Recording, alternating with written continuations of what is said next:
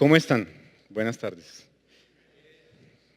Veo sombras, pero sé que ahí están. Bueno, hoy es un sábado especial, hoy es un sábado que celebramos el Domingo de Ramos. Ahora sí. Hoy es un sábado particular, estamos aquí reunidos alabando al Señor con una conmemoración de una fecha especial, el Domingo de Ramos. Y muchas veces tal vez hemos escuchado de la historia bíblica que hay detrás del Domingo de Ramos. Tal vez nos acostumbramos a que empezamos una semana diferente, empezamos una semana de celebración, de vacaciones, de reflexión. Incluso quienes no creen en la Semana Santa disfrutan la Semana Santa, ¿cierto? En los fines de semana anteriores hemos seguido una serie basada en nuestro lema Creemos, en donde hemos visto ya 6 claves que Jesús enseñó sobre la felicidad, 6 claves de la vida llena de bienaventuranza, de gozo, de plenitud. ¿Se acuerdan? ¿Se acuerdan de la primera? Bienaventurados los pobres en espíritu. La segunda, los que lloran al ver su situación delante de Dios. Bienaventurados los mansos de corazón, bienaventurados los que tienen hambre y sed de justicia, bienaventurados los misericordiosos y bienaventurados los limpios de corazón.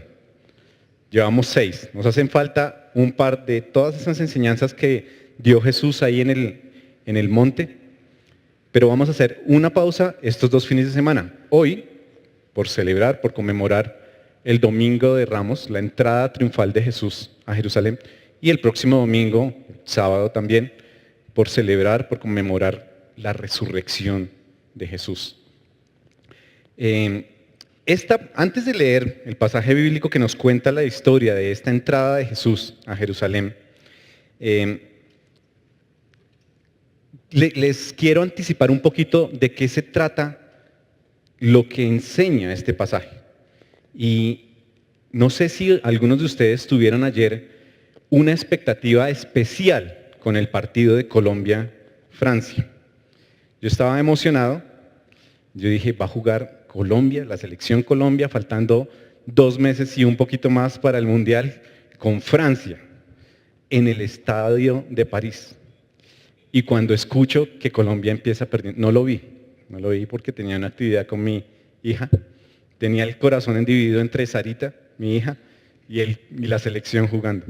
Y la expectativa obviamente era que a Colombia le fuera bien. Cuando escuché por ahí que íbamos perdiendo 2-0, mi expectativa bajó. En pocas palabras, mi corazón se rompió en 1000 pedazos y quedé desilusionado. Pero después, casi al finalizar el partido, escuché que Falcao había metido gol. Y dije, bueno, me alegro por Falcao. Ya al final, ya había pasado un tiempo después de que se había acabado el partido, escuché que habíamos ganado 3-2. Vi la comparación de el croissant con el pan de bono, vi la comparación de la Torre Eiffel con una torre de energía allí en los cerros, un montón de memes celebrando la victoria de Colombia. Esta ilustración solamente la hago para ilustrar el punto de la expectativa. Muchas veces tenemos una expectativa de una persona, de un suceso, de un partido, de la selección, y de repente nos damos cuenta que no se va a cumplir la expectativa, nos desilusionamos, a veces hacemos juicios previos, juicios de valor con alguien, con una situación, esperamos algo y no se da, o esperamos muy poco y nos sorprende. Conocemos a alguien y decimos, este no era como me lo imaginaba. Esto es diferente. O conocemos a alguien y nos desilusiona. Pues esta historia, que quiero que leamos muy detenidamente, nos ilustra cuáles eran las expectativas de la gente que estaba rodeando a Jesús en ese momento en la historia bíblica. Y quiero que me acompañen a leer la historia de la entrada de Jesús a Jerusalén. Está en los 4 evangelios. En los 4 evangelios podemos ver el relato de que Jesús va entrando a Jerusalén y en algunos hacen énfasis en ciertas cosas. El que vamos a seguir hoy está en Lucas, en el capítulo 19. Voy a leerlo y en la pantalla van a aparecer ciertos fragmentos. Entonces no va a aparecer todo, por eso quiero que me sigan detenidamente con la historia. No se pierdan. Si tienen Biblia y alcanzan a leerla o Biblia electrónica, síganme. Lucas 19, vamos a leer del 28 al 40. Lucas 19, 28 al 40. ¿Listos? Los que solamente me quieren escuchar, perfecto. Dice así: dicho esto, Jesús siguió adelante, subiendo hacia Jerusalén.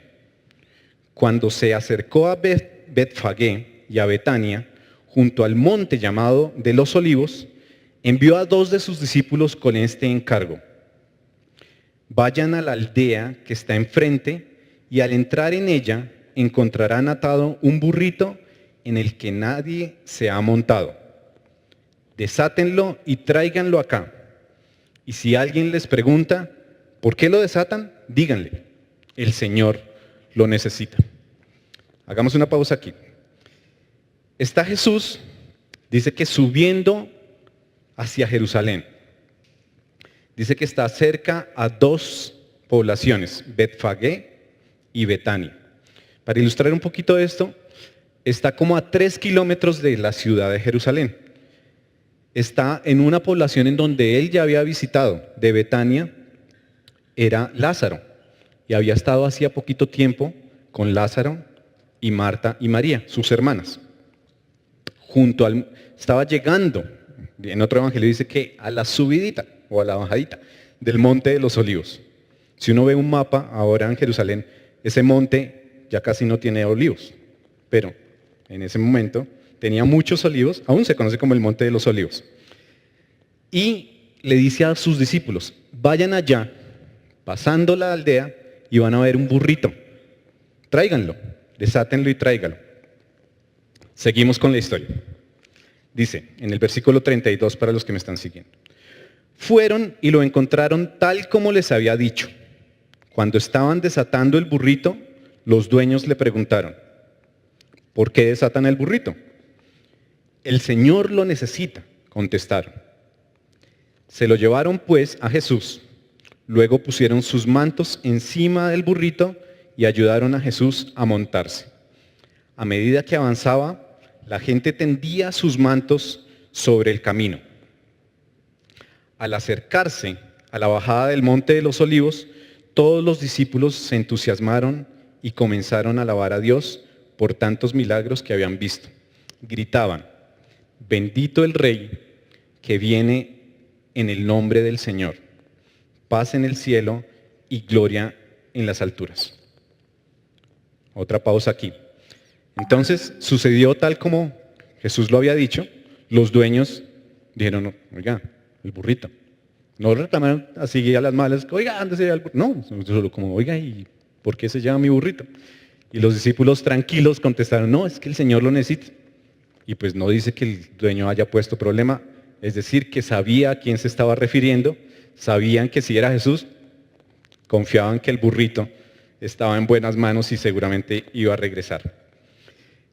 En otros evangelios dice que no solamente eran los mantos que pusieron sobre el burrito, sino que también los mantos los ponían en el camino y que bajaban ramas y las ponían sobre el camino y alababan a Jesús cuando iba pasando. Y lo que quiero que resaltemos aquí es que empieza su marcha sobre el burrito y empiezan a alabar a Jesús, los discípulos, pero también la multitud que estaba ahí.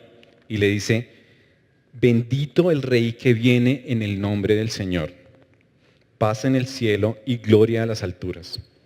En los otros evangelios agregan que dice, Hosana, y que dice, bendito el Hijo de David que viene a liberar a su pueblo.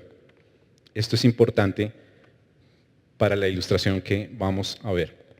Y terminando este pasaje dice, versículo 39, algunos de los fariseos que estaban entre la gente le reclamaron a Jesús, Maestro, reprende a tus discípulos.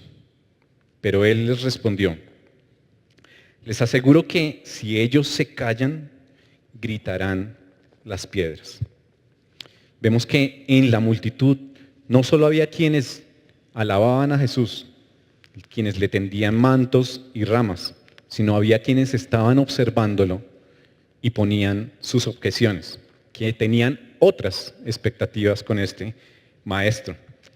Y les molestó lo que estaba sucediendo y le dijeron al mismo Jesús, oye, calma esto.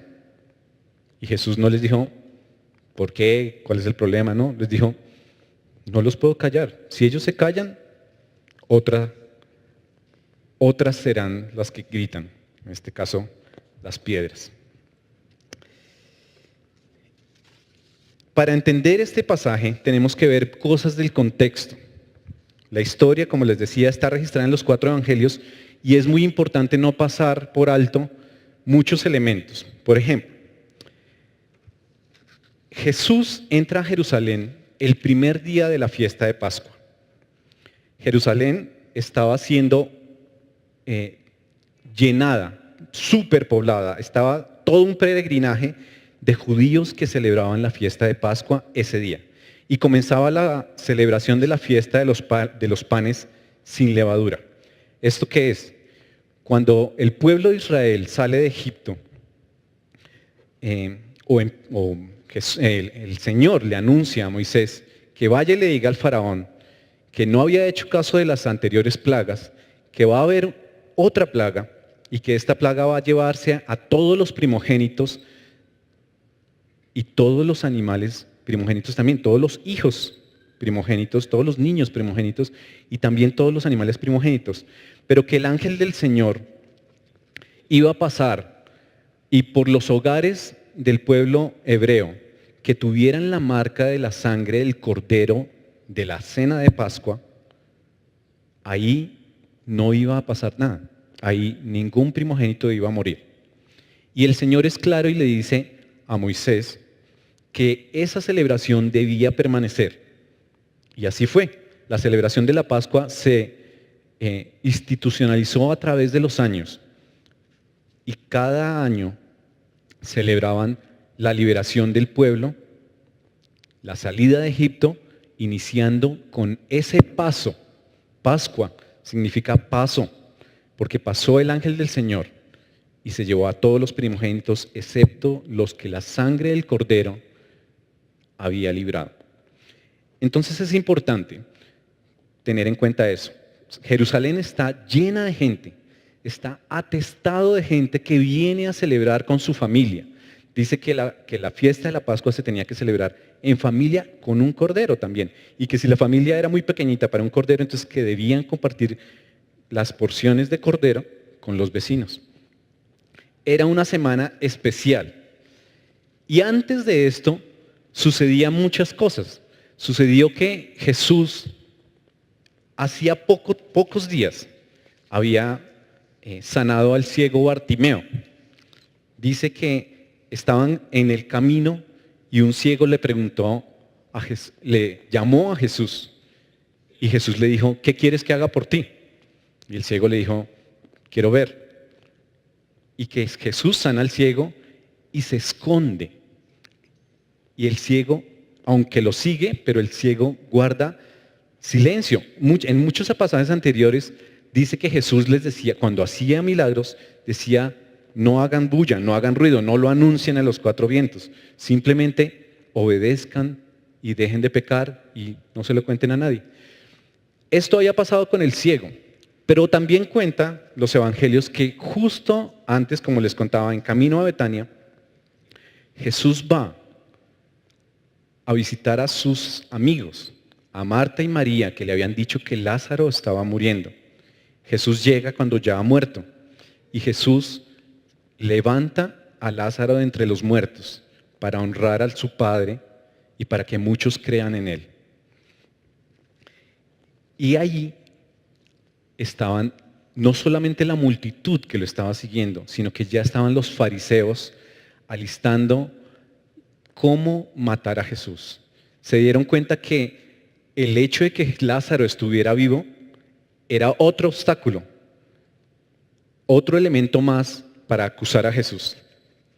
y cuentan los evangelios que Lázaro también fue víctima de esta conspiración.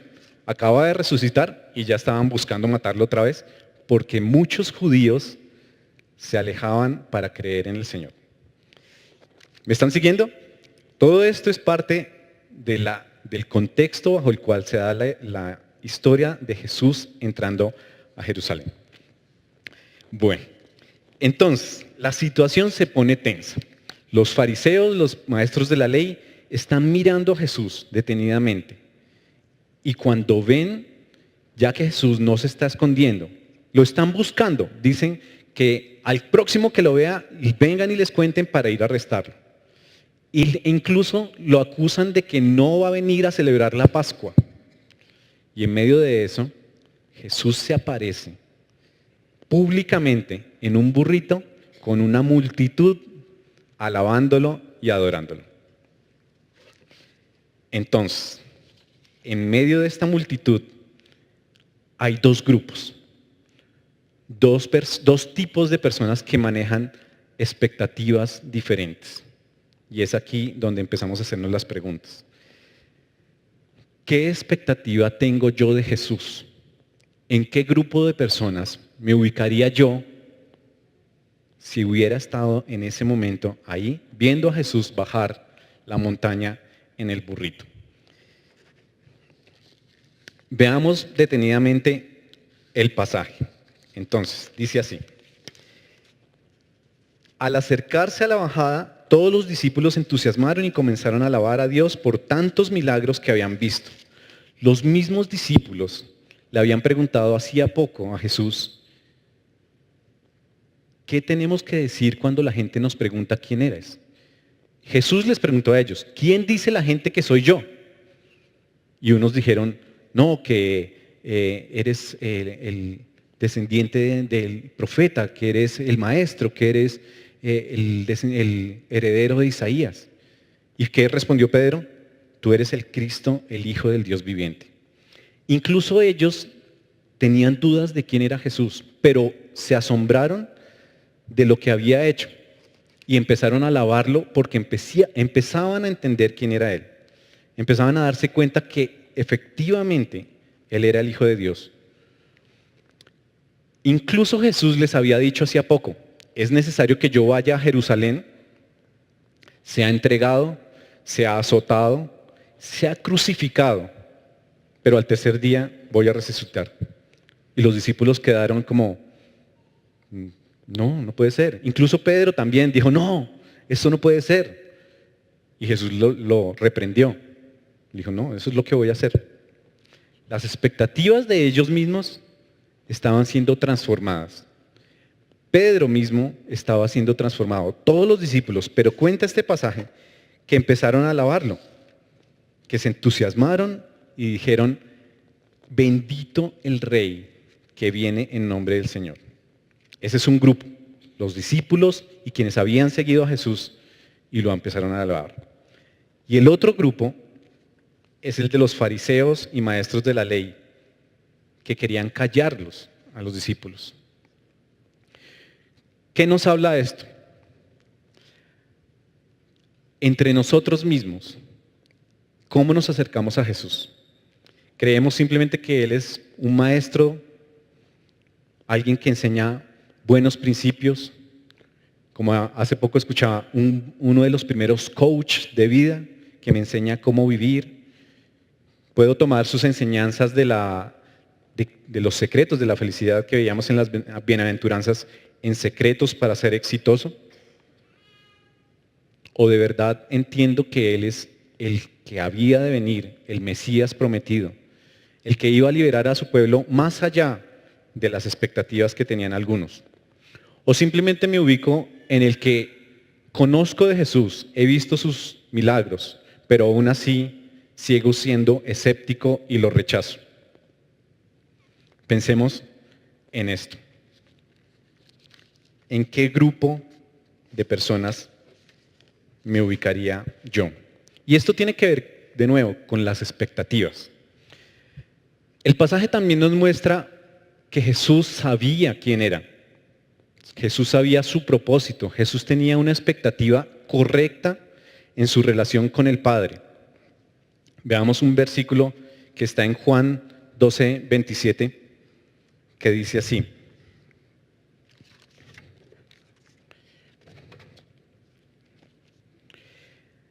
Ahora todo mi ser está angustiado, ¿y acaso voy a decir, Padre, sálvame de esta hora difícil? Si precisamente para afrontarla he venido. Padre, glorifica tu nombre. Esto está registrado en Juan, justo después del pasaje de la entrada triunfal. Jesús sabía, como lo había anunciado, a qué venía a Jerusalén. Jesús sabía, aunque quisiera evitarlo, pero él sabía que iba a obedecer la voluntad del Padre. Y esta relación tenía una expectativa fija, inamovible. Pero la expectativa de los hombres era diferente. La expectativa de los hombres, como veíamos, era los que estaban en la expectativa correcta, que habían reconocido que Jesús era el Salvador, y los que habían negado que Jesús era el que había anunciado las Escrituras. Esta entrada de Jesús había sido escrita en el Antiguo Testamento en Zacarías. Zacarías 9:9 dice así: Alégrate mucho, hija de Sión, grita de alegría, hija de Jerusalén. Mira, tu rey viene hacia ti, justo, salvador y humilde, montado en un asno, en un pollino cría de asno. ¿Quién es este Jesús que viene montado en un pollino? ¿Es el liberador de Israel? El que pensaban los que tenían ese anhelo de sacarse a Roma, el dominio romano, de encima solamente. ¿Era aquel que iba a cambiar el estatus político, social, económico de la época? ¿O era el Mesías que había sido anunciado en las Escrituras? ¿Cuál era la expectativa de ellos? ¿Y cuál era nuestra expectativa? ¿Cuál es nuestra expectativa? ¿Cuál es la expectativa de nosotros aquí y ahora al celebrar esta Semana Santa? ¿Cuál es la expectativa de aquellos que están afuera celebrando simplemente vacaciones o simplemente una semana sabática? ¿Por qué celebramos una semana especial en casi todo el hemisferio occidental? ¿Venimos simplemente porque Jesús nos trae beneficios? ¿Venimos simplemente porque Jesús nos dice buenos consejos? ¿O entendemos que Él es el Mesías anunciado que venía a salvar a su pueblo? ¿Y salvarlo de qué? Esta es otra cosa importante de entender. En el contexto vimos, en la Pascua, Dios salva a su pueblo a través del Cordero, de la sangre del Cordero. El ángel pasa y no hay muerte en los hogares donde está marcado con la sangre del Cordero. ¿Y qué viene a hacer Jesús? Viene a ser el Cordero sin mancha que iba a ser sacrificado para salvar a todo aquel que crea en Él. Como dicen en Juan 14:6.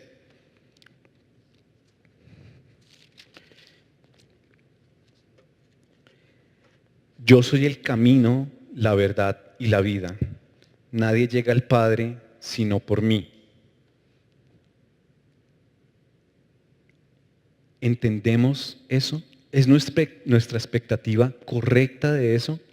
Nos acercamos hoy a empezar una semana especial de reflexión, de descanso, de vacaciones, de compartir en familia, pero entendemos que lo que estamos celebrando es que Jesús entra, irrumpe en la historia para cumplir la voluntad del Padre y salvar a su pueblo, salvarnos a cada uno de nosotros.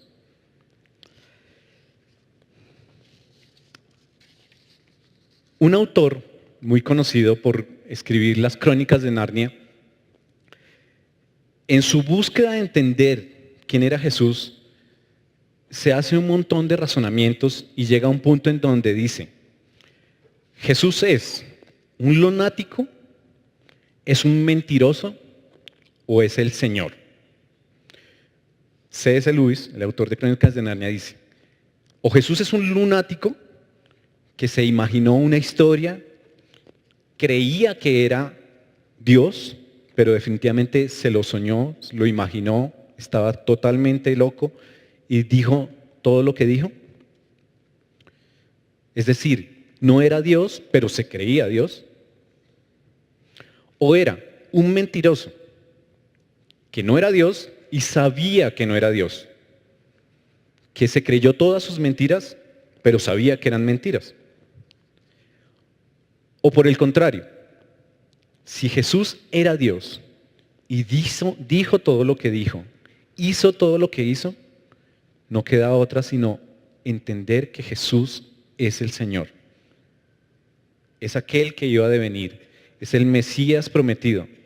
Era aquel ante cuyo nombre toda rodilla se iba a doblar en ese tiempo, ahora y para siempre. Este mismo autor, C.S. Lewis, dice, después de entregar su vida a Cristo y transformarla, y toda su vida transformarla por el Evangelio, dice, creo en el cristianismo, así como creo que el sol ha venido, no solo porque lo veo, sino porque gracias a que lo veo, puedo ver todo lo demás. La expectativa de él fue defender su ateísmo, y cuando conoce a Jesús, no le quedó otra respuesta sino decir, Jesús es el Señor. Es muy interesante leer toda la obra de C.S. Lewis y ver frases como esta, en donde él entiende que Jesús es el Señor, en donde él transforma su expectativa de decir, voy a demostrar que este es simplemente un buen maestro, un filósofo, alguien que está en la historia. Y para nosotros hoy, ¿quién es Jesús? ¿Cuál es nuestra expectativa de este que está entrando en un burrito? ¿Es simplemente aquel amuleto al cual acudimos en casos de necesidad? Si estamos a punto de presentar un examen o a punto de enfrentar una prueba, una enfermedad, decimos, Jesús, ayúdame. No sé cómo, pero sé que puedes hacerlo. O es el bombero que viene a asistirnos bajo una urgencia.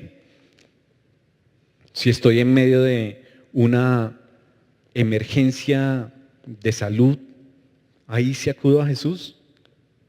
¿Cuál es mi expectativa de Jesús? Y en esta noche, que comencemos esta celebración de Semana Santa, que mañana recordemos que mucha gente va a estar saliendo a celebrar la entrada de Jesús con ramos. Pero la pregunta es, ¿sabemos, entendemos quién es este que entró en un burrito? Yo quisiera que ahí cada uno en su puesto tuviera 30 segundos para reflexionar en esto. Si usted en algún momento de su vida ha entregado su vida a Jesucristo, si sabe que Él es su Señor, su Salvador, si sabe que Él irrumpió en su vida y la transformó, cambió sus expectativas, dele gracias a Él por permitirle conocerlo. Si usted está en esa lucha, como este autor que leíamos, en que no sabe qué creer, si simplemente Jesús es un buen maestro, alguien que puede traer tips a la vida, pero se da cuenta que es algo más, que llama la atención, que no puede ser simplemente eso, pídale ahí en oración que le permita conocerlo como el Hijo de Dios, el que tomó forma de siervo, el que se hizo hombre para que cada uno de nosotros pudiera ser llamado Hijo de Dios también.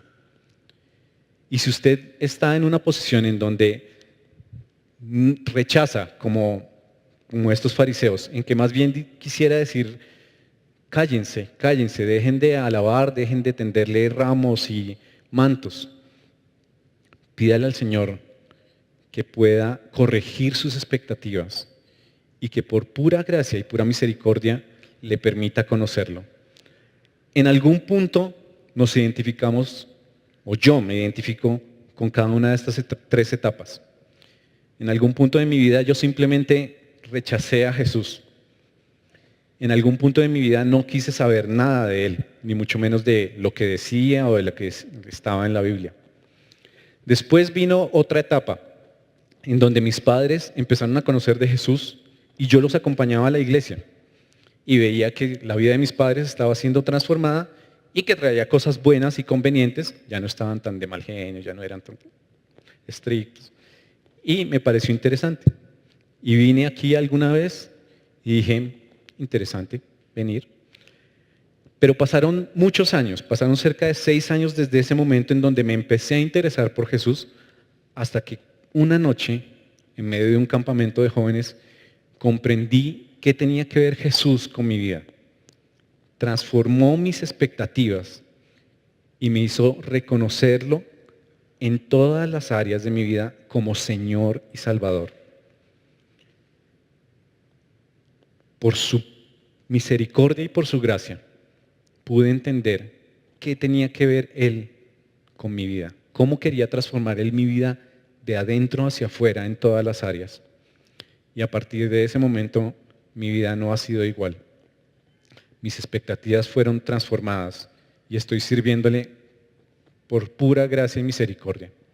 Mi oración en esta noche es que cada uno de ustedes, que cada uno de los que estamos aquí, pueda encontrarse cara a cara con este Jesús, con ese que entró en un burrito a la ciudad santa, a la ciudad donde iban a matarlo para cumplir la voluntad del Padre y para salvar a todo aquel que en Él crea, así como han pasado tantos años hasta llegar a nosotros.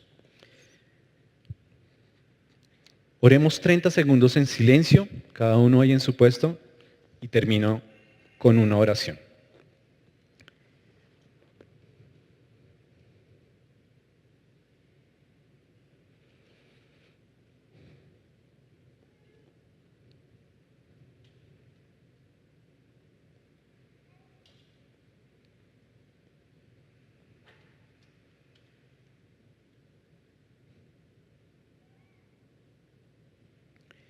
¿Quién eres tú, Jesús?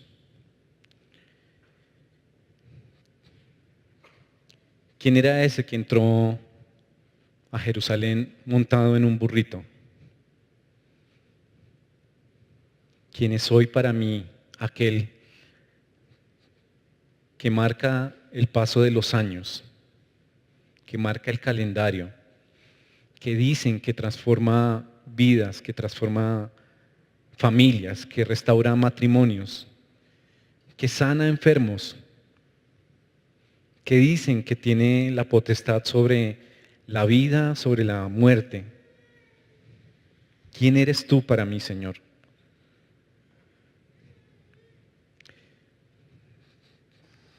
Señor, te pido que cada uno de nosotros, de los que estamos aquí reunidos en esta noche, y de las familias representadas, podamos aclarar nuestras expectativas sobre ti. Responder personalmente a la pregunta, ¿quién eres tú para mí?